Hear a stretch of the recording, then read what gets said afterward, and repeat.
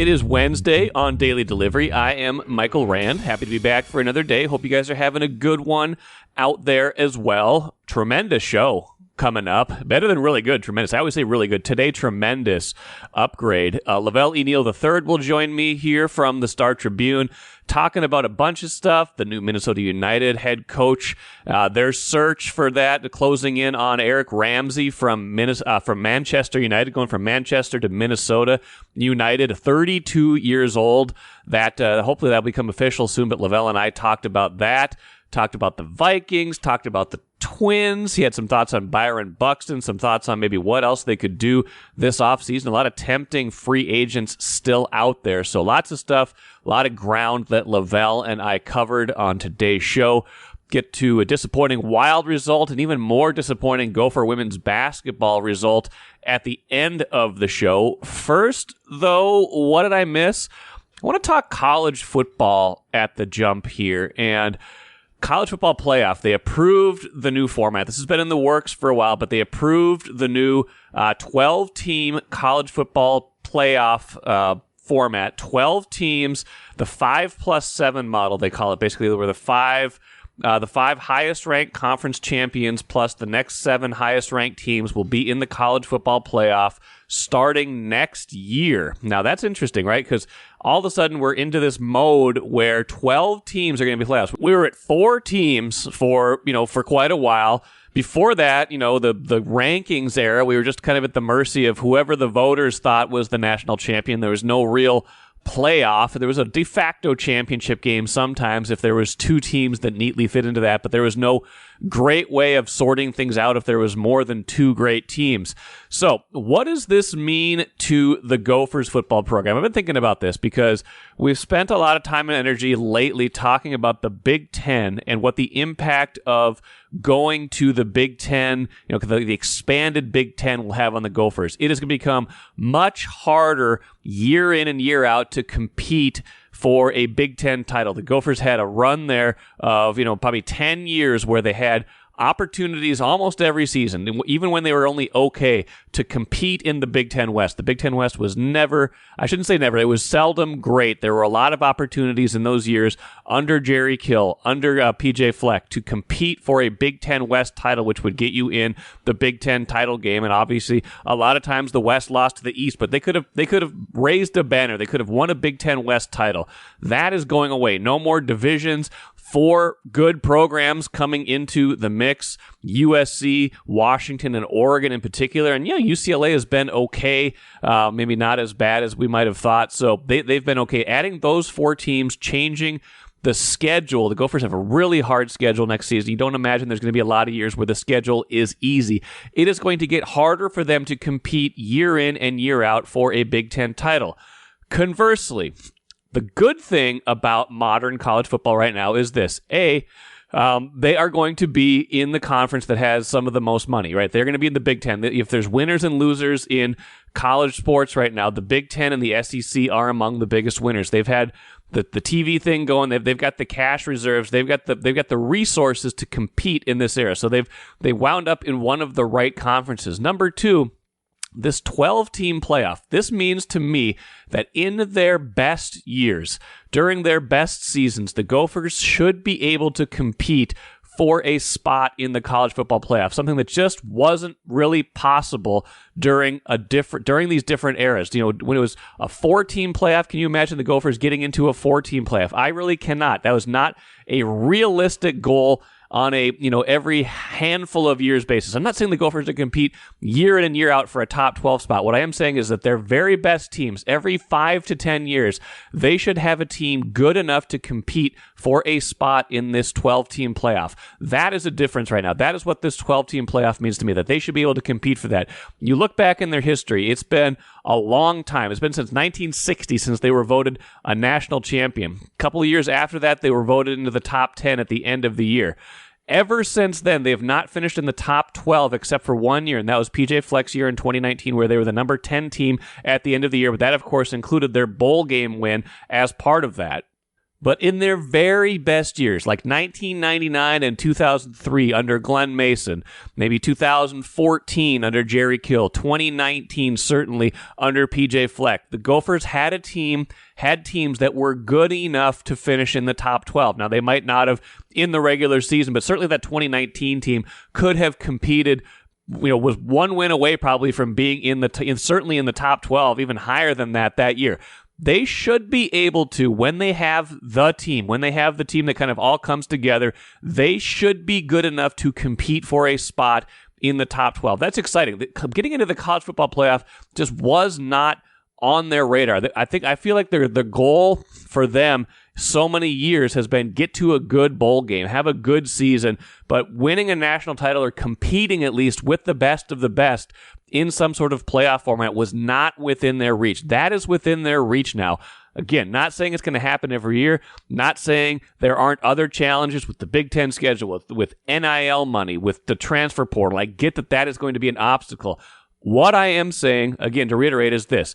They should be able to compete every 5 or 10 years. They should have a team good enough to be one of the 12 best in college football if they get the right results in the right games, if they get the right health, if they get all the things that need to come together to sustain that. That's kind of what Wisconsin built, right? Wisconsin wasn't this program that was going to be a national title contender every single season, but you could have imagined Wisconsin being in a ton of these top 12 type settings.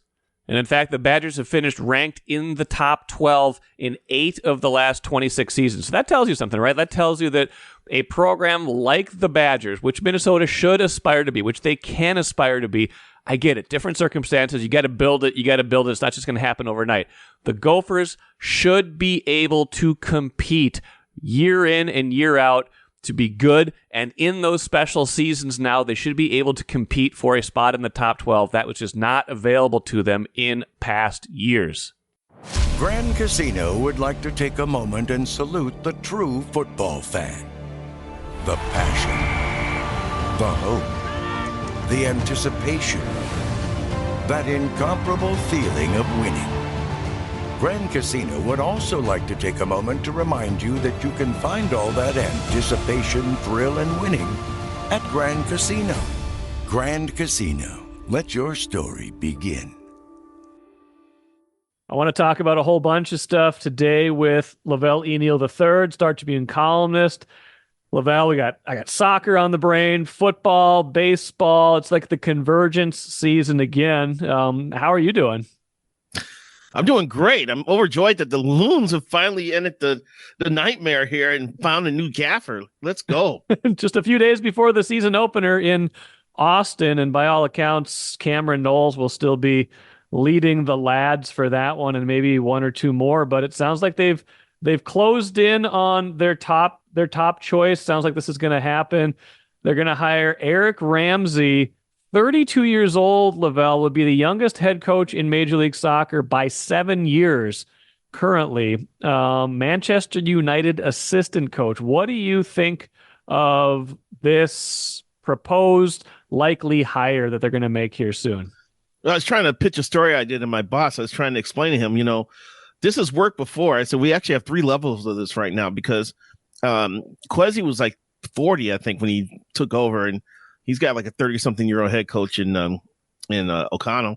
Right. But the original, young leader, young coach combination was when the Twins hired Andy McPhail, who in turn hired Tom Kelly. Both were in their 30s at the time.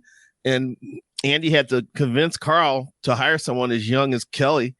I'm not mistaken. I think they actually hired like a veteran, a former manager to kind of just like oversee everything. But TK had been a player manager in the minors. They had like a few years of managerial experience in the minors already when he got the appointment. So that's just an example of having 2 key positions with the next wave. The young bucks coming in and changing things up, and it worked out for the Twins. They won 2 World Series. So let's see if it works out with El Ahmad choosing Ramsey, who apparently, even though he's young, he's highly regarded. I think he was the assistant coach for the Wales national team, and the head coach said this guy's awesome. So he's got people speaking highly of him at a very young age. So I'm like, cool. Let's see it. Fresh eyes, young eyes. Guys, players on the team that are older than him. I don't know how Michael Boxall feels about, Right. taking orders from someone younger than him. It's like it's gonna like his son bossing him around, So I'm just glad they got a coach. It took too long. I think it got a little, I don't want to say messy, but it just got a little nuanced with Elamad being able to come over from Barnsley. They should have did more to get him over sooner so we can get down the road with this process. So I'm glad. And Sherry Ballard, the CEO, this is like her stamp on this franchise now. She had to make a key hire in Elamad, who had to make a key hire in Ramsey. 2 years ago, we didn't know any of these three people. Yeah. And now they have the future of the Loons in their hands. Well, indeed, and it's not just age, right? Like the Twin Cities sports are filled with great examples of young coaches who've succeeded. I mean, you go back to Bud Grant. Bud Grant was young when he took over the Vikings. Like, we talked about, like, I think John Anderson, who's retiring as Gopher baseball coach, like he was in his 20s when he took over that program and was leading the Big Ten titles. I think age is one thing. We've seen a lot of that lately. What's interesting to me is someone with no real MLS background, and I don't know how much that's necessary. He's obviously coming from a league, the Premier League, that is, the best league. So I don't worry so much about that. But, you've got both a GM and a coach now who don't have a whole lot of experience with, MLS, American soccer. What do you think about that piece of it? I think that's going to be an interesting component to watch transpire here in the coming weeks and months. At least El Ahmad played soccer here and knows a little bit about, understands the country and understands MLS from someone who may be just on the fringes of that league. Ramsey, being a young guy growing up in, I think he's from Shrewsbury, the Shrewsbury area, as a youth player and played in like a low level league. He probably had no idea what the hell MLS was when he first started playing, So it's going to be interesting to see. But I don't think there's one template that's been used to find a good MLS coach. Has there been? Patrick Vieira did a great job with New York before he moved on. Brian Smetzer's been great with Seattle. Peter Vermes has been great with Kansas City.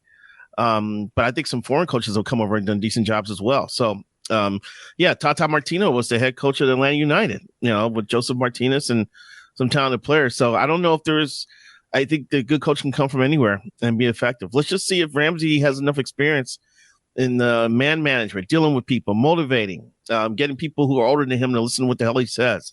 That's going to be the more fascinating part for me to see how he fits. Apparently he knows the game. He's got the accolades. He's got the people vouching for him in that regard. So, usually if you're younger, you can adapt. So I would imagine that Eric Ramsey would adapt. And that was maybe one of the frustrations fans had with Adrian Heath, a coach almost twice Ramsey's age. He's 63 now. He was the only MLS head coach they've ever known, and had a definite idea of how to win matches and was very focused on the here and now. Had kind of the set formations he wanted to use, things like that. If you're now a Loons fan, what do you want to see from a fresh direction, a fresh set of eyes? You want to see more attacking? You want to see different adaptability? How do you want to see things run differently if you're a Loons fan? Well, with Reynoso in the middle of the park there, and he's got some decent attacking guys in front of him. Pookie and Fragaponi and Bongo. I can't pronounce his whole name. The key for this team is defense. Diane St. Clair kind of took a step back last year and needs to kind of get back on track. And defense needs to get younger and more experienced. I'm very intrigued by this Eriksson kid who's come over from Europe. He's already been on teams that he's helped be successful, turn programs around, so to speak. But I still think they need probably another piece or two on the defensive end and a link to Ray in the midfield. Hazani Dotson continues to get a little bit better every year. Maybe that's a role he can grow into. But I still think they need some more youth in the back line here. And because I think they've got enough offense to be a productive team. We will see. We'll see when that all becomes official. And of course, like I said, the Loons open play in just a few days. So kind of a weird time for this to all be happening. I think fans have had to be pretty patient this offseason as they've, had to make these moves at maybe a time they didn't want to have to make them. No. Exactly. And look, I've been getting emails from Loons fans. About what the hell's going on? This is horrible. Who's our coach going to be? I think I wrote something a couple weeks ago about this better be worth the wait, basically. Right? Exactly. Yeah. And I got a bunch of emails after that. And last week I got an email. What's going on? I thought they were down the road and hiring a coach. Maybe they'll have a fan coach the team once a week, have the coach of the week, and like just draw from the season ticket holder base, have a season ticket holder run the team for a week. That's what it said. I mean, the season's starting this weekend. I don't even know. Saturday. Yeah, in Austin. Is it even worth Ramsey addressing the team before then? Because everybody's gonna be like, okay, what's this guy gotten stored now? What formation are we going to run? Are we going to be high pressing? Are we going to do the gegenpress? What the hell? How are we going to play? So I don't know if you want to clutter their mind with that stuff as they go into the season opener against Austin. You might just want to wait a week and then kind of open up your playbook for your new lads. Yeah, I don't know how it's all going to play out. We'll see if it costs them at any point this year, but the timing of it's not great. I think they'd acknowledge it, but maybe once this is all settled, it won't matter. And if they end up having the right hire. Now, I want to move on to a few other things. One, Lavelle, we're hearing Byron Buxton saying, I want to steal 30 bases this year. I'm feeling great in center field. You are probably as close to Buxton as anybody still, as far as I know. What do you make of all this? Is he really this amped up and ready to go? We had this conversation. I want to say it was August of either 2018 or 2019. And Buck was standing in front of us before a game. And he was like, I still think I'm a base still. I can still 30 to 35 bases a year. And I said, Byron, you have 4 stolen bases. It's August 8th. I just told him, I said, look, you do not go to first base because you don't walk a lot. I mean, that's just you. And when you touch the ball, it's not a single. It's either a double, triple, or homer. So you're not on first base enough in order to steal 30 bases. And he's like, oh, I got it in me. And I'm like, whatever. I'm going to talk to him about this when I get down to spring training. Cause I thought I had him realize that he's incapable of stealing 30 bases the way he plays the game. And it's fine. If you're going to hit a double, triple, or homer, once a game, fine. That's if you want to play that way, fly your flag. But stealing 30 bases means he's got to walk a little bit more than what he is doing now, man. And I don't know. I think the die is cast with him. Some guys can improve the walk rates as they get more experience, but I think he's like 28, 29 now. I just don't know if he's got that in him. Yeah, maybe the bigger piece of all this is how well he must be feeling, how good he's feeling to say this, to feel like he's going to be able to play more in center field, to be able to play, to try to steal these bases. He's obviously feeling better than he was last year, certainly, and maybe even better than he has for quite some time. Yeah, I know. It's the stuff I'm reading from down there. They're showing him running sprints and showing him out in the outfield working on fielding drills. He feels great. And that actually just with what I heard like a week after his surgery, when I reached out to his agent and found out that the day after the surgery was over, Buck already felt 1,000% better. Someone told me that it was like hurting him even if he tried to stand in the outfield. It was having problems with that plica.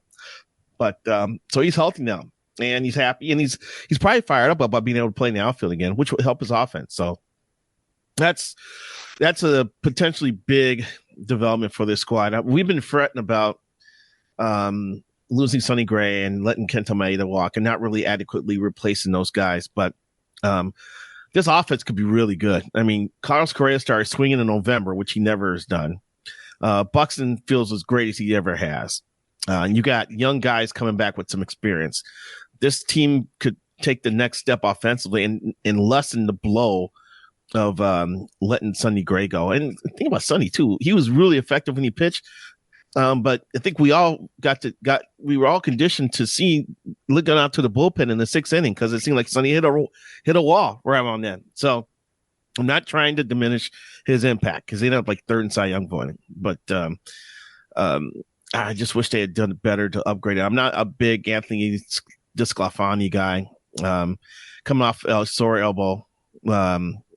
There's still time, Blake Snell's still out there. Still a lot of big names out there too. I mean, how aggressive do you think you would say they should be? You look at these power rankings, and they're pretty high up. There's a lot of confidence in them from, either just the eye test, but also the analytics say, hey, Twins should be a division repeat champ, could have a roster that's dangerous in the postseason. Yeah. Yeah. And there's rumors that Blake Snell turned down like $30 million a year from the Yankees because first of all, he's a Boras client, so his clients always tend to wait things out. But I think the thing with him is now if you're the Twins and go, hey, we'll give you $20 million for 1 year, wouldn't he just take it and try to jump back in the market a year later? So that's how the Twins got Correa, because Correa didn't get the big deal, and he took a 1 year deal to get back into the free agent market. So, but yeah, I think 4 of the top 10 free agents, based on rankings, are like still available. Jordan Montgomery's still a free agent. Matt Chapman's still a free agent. Cody Bellinger, Cody Bellinger. Yes, Cody Bellinger. Yeah. Cody Bellinger with that beautiful swing that was great 5 years ago and horrible 2 years ago. Bounced back with the Cubs last year. He's still a free agent. So someone keeps suggesting the Twins may go after him. I'm like, well, he got a left-handed hitter hitting outfielder in Kepler, unless they're going to move Kepler then, and he'll be a replacement. But why go through all that? I reached out to Jake Odorizzi's camp because apparently the Twins were at 2 of his pitching auditions. Interesting. In recent weeks. So I was wondering if there was going to be a reunion, but apparently the Twins told Odorizzi that they kind of like their staff the way it is right now. So I don't know what that means.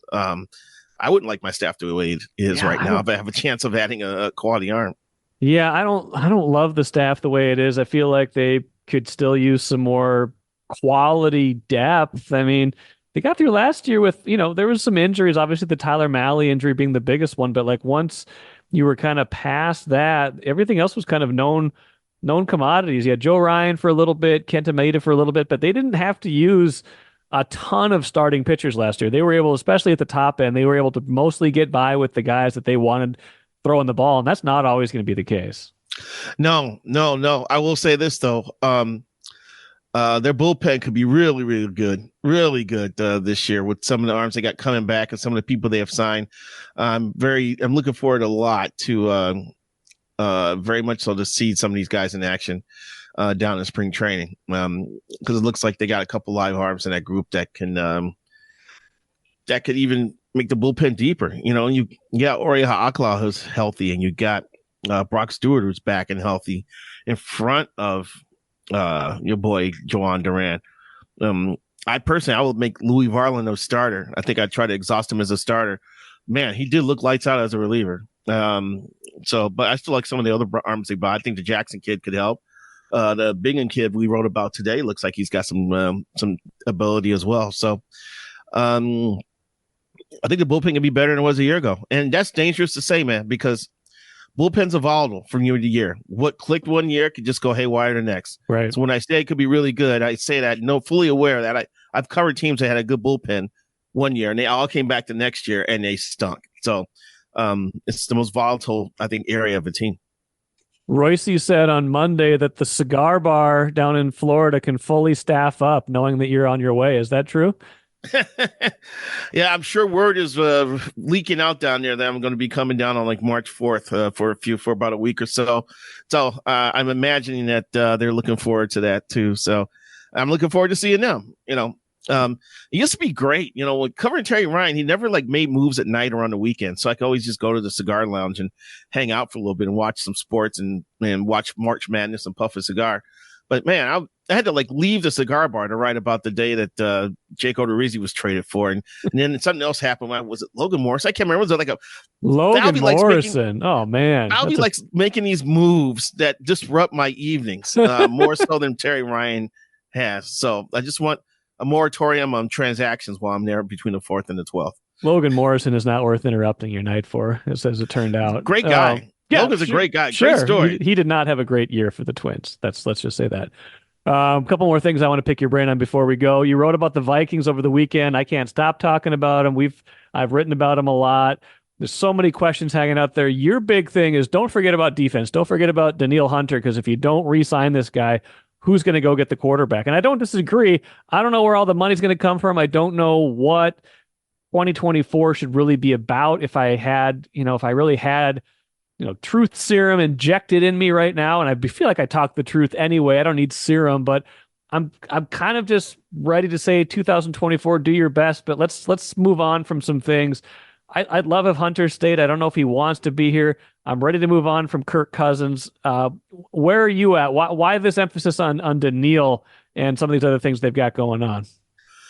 Just because, and this part of it is because Coise's drafts haven't helped the defense the last couple of years. So they're thin. And without Daniil, it's going to be worse. And my assertion, too, was that what if Daniil stays in the division? The Bears could use another edge rusher to go with Montez Sweat. That's all I'm saying. Is that him? Yeah, that's right. That could come back to haunt the Vikings if he jumps ship and goes to the Windy City. Or I don't know how much money the Lions have. I could see him bookending with Aiden Hutchinson. Lions have cap space. Yeah, he could book in with Aiden Hutchinson too. And plus with DJ Wanham, I think he had a pectoral injury. I think in midseason toward the end of the season. So I mean, their pass rush is going to be non-existent. Then they're going to have to go back into free agency to try to find a replacement. One, other than Brian Burns of the Panthers, I didn't see any 3-down guys out there. Marcus Davenport should be available. Yeah. Look at the last time he dipped their toe in the free agent waters. They pulled out Marcus Davenport. That was a wasted signing. Yes. Talk about a guy who should have wore a ski mask to the stadium every day because he was robbing the team. Was Marcus Davenport? So, I think it just causes more problems if you let Daniil leave as a free agent. The funny part is, if the Vikings move on from Kirk Cousins, which I wrote about at the end of the season, that they should cut the cord with Kirk. Yep. That would just disincentivize Daniil from staying as well, I would imagine. So it's really interesting scenario here that Coise's got to work his way through. I just can't see him, walking into the Wolves office and telling him he wants to trade Jefferson and reload for a year. I think the Wolves always want to be competitive and always want to try to win. And I don't see how they would sign off on something like that. Yeah, I don't either, unless we know we're going to get the quarterback that we think is our guy for the next decade, because the quarterback is more important than the receiver. But Jefferson feels just like a guy that you want to be in purple for the rest of his career, as long as you can keep him. He's not just like, hey, he's one of the 5 best. We'd love to have him around.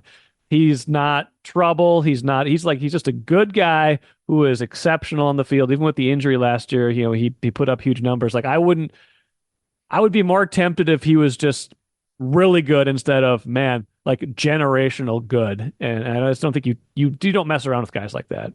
No, you don't. He may be the best non-quarterback in the league. Yeah. And you're going to get a chance to keep a guy like this once or twice in a generation. So I would sign JJ. And I know JJ wants Kirk to stay, but I think JJ has proven that he can catch passes from anyone. Even Nick Mullins. Yeah, I mean, it happens across the league. I watched Allen Robinson catch over 1,000 yards of passes from Mitch Trubisky one year. So it happens when you have a talented receiver and a quarterback that may not be good, and in this case may not be good as Kirk. But we don't know. Maybe if they decide to move on, maybe they find someone who is at least a Brock Purdy, or who may end up being a Lamar Jackson. I don't know how you feel about Caleb Williams, or I don't know how you feel about Michael Penix. JJ McCarthy's got some people's eyes open, and he won't need a first round pick, to draft. So it's going to be interesting. And it seems like there's more chatter about what's going to happen in this draft than recent drafts that I can remember, especially because there's still some uncertainty about what the Bears are going to do at number 1. And a lot of things flow from there. Because if they trade out of the first, that's going to cause a ripple effect, and if they take Williams, that means Justin Fields is available. And I actually saw a poll on Twitter yesterday that 45% of Vikings fans wouldn't mind trading a second round pick for Justin Fields if he became available. And I'm sitting there going, what? Really? And my thing is, if a guy's worth a second round pick, shouldn't you be keeping him? I don't know. With Caleb Williams, you reset your quarterback clock. He's a generational talent as opposed to Fields where you already know what you're getting. I don't think there's any – I just can't see why there's any mystery what the Bears are going to do. They are going to take Caleb Williams number 1 overall. That's what we think, but they could do something crazy, man. This is the NFL.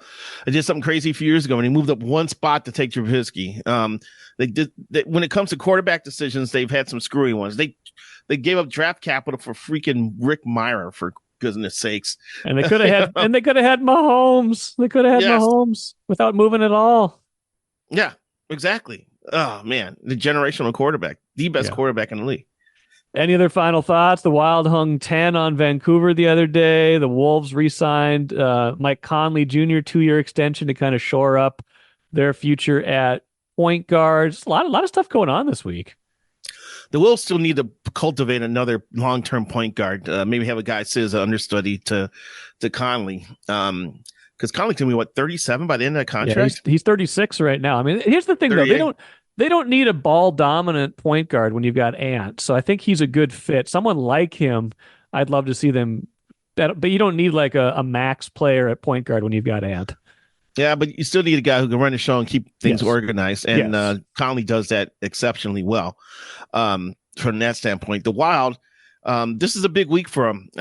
They're 4 games this week. They already won one of them. Someone told me if they could go 2-2 during these 4 games, they got a shot at creeping into the postseason. Now, it's hard for me to see that right away because you have to jump over a few teams. Yeah. And, on the days you're not playing, someone you're chasing could be playing, and it makes the chase even harder. So, but I don't know what to make of last night's 10-7 thriller. I'm sorry, yesterday, it was during the day.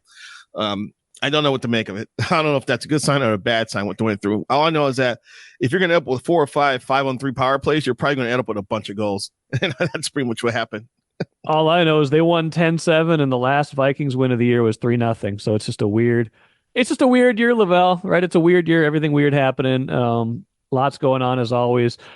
We'll talk again soon, I'm sure. Maybe before you get down to Florida, we'll see. But if I don't talk to you then, I'm sure we'll catch up with you down there. Enjoy the rest of your week, and we'll talk again soon.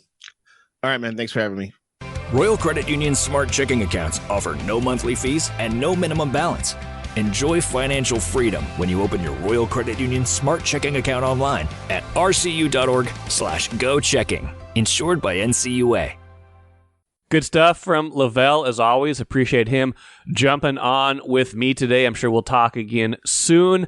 Let us finish with the cooler. A couple disappointing results, like I mentioned at the start of the show. Let's start with the Wild. Coming back after that huge rally they had, the feel-good rally against the best team in the NHL, Vancouver. They won that 10-7 game Monday. It was going to be a tall ask, right? Like a lot of emotional hangover. They got to travel. They got to play at Winnipeg the next game on Tuesday. Still some disappointment with how they came out in this game, falling down quickly, trailing 5-1, I think, at one point in the third period. They got a little rally going, got it to 5-3, but lose 6-3. Kind of familiar culprits in this game for the Wild. Winnipeg gets the scoring going on a power play goal. They wind up with 2 power play goals in the game, both of them important. Obviously, the first one of the game to give them the lead, and then the goal that gives them a 4-1 lead in the third period, also on the power play. The goaltending from Marc-Andre Fleury, again, not good enough. He's just everybody loves Marc-Andre Fleury. He's one of the greatest guys. A great goaltender, going to be a Hall of Famer someday because of what he's accomplished, both in the regular season and the postseason. Second in wins. We know that. He's just not been a good goalie this year for the bulk of the season. Having him play, a decent number of games this season and having Philip Gustafsson struggle to the extent that he has, or at least be as inconsistent as he's been, puts the Wild at a deficit in a lot of these games. Their goaltending has been subpar, and it was subpar in this game as well. And then you add to that the fact that they just don't get quite enough secondary scoring a lot of these nights. They get guys that go up and down, up and down, up and down. Not a great game for Matt Boldy. He was a -3.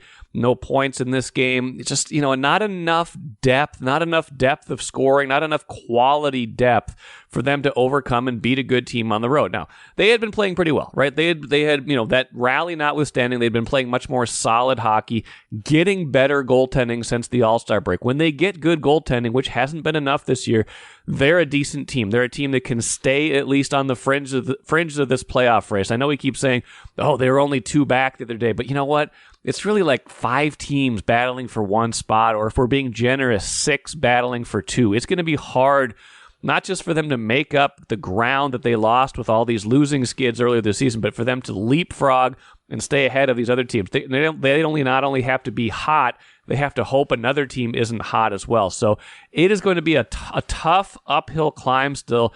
Every game is going to be kind of this magnitude where you can't afford to drop it, you can't afford to lose.